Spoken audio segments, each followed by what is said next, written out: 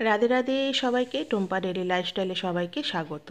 সকালে উঠে সব কাজ সেরে এই যে মেয়ের জন্য দুধ গরম বসিয়ে দিয়েছি, ওকে একটু কমপ্লেন করে দেবো আর আমার জন্য একটু চা করে নেবো। তারপরে ওকে নিয়ে একটু পড়তেও বসাবো। টিফিনও মানে খাওয়া হয়ে যাবে, আর ওকে পড়ানোও কমপ্লিট করতে হবে। সাথে সাথে আমার রান্নাঘরের সব জিনিসও আমি গুছিয়ে নিচ্ছি। কাল নতুন জারগুলো এনেছিলাম, সেগুলোতে তেলগুলো ভরে নিচ্ছি।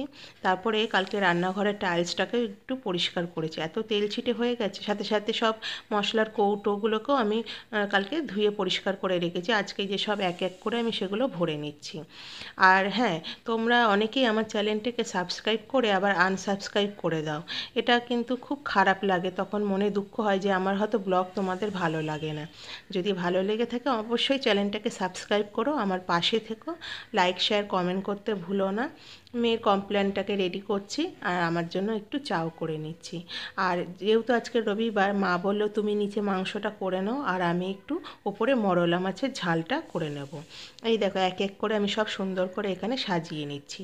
দেখতেও বেশ ভালো লাগে আর হাতের কাছেও সব পাওয়া যায়, তখন খুব ভালো লাগে।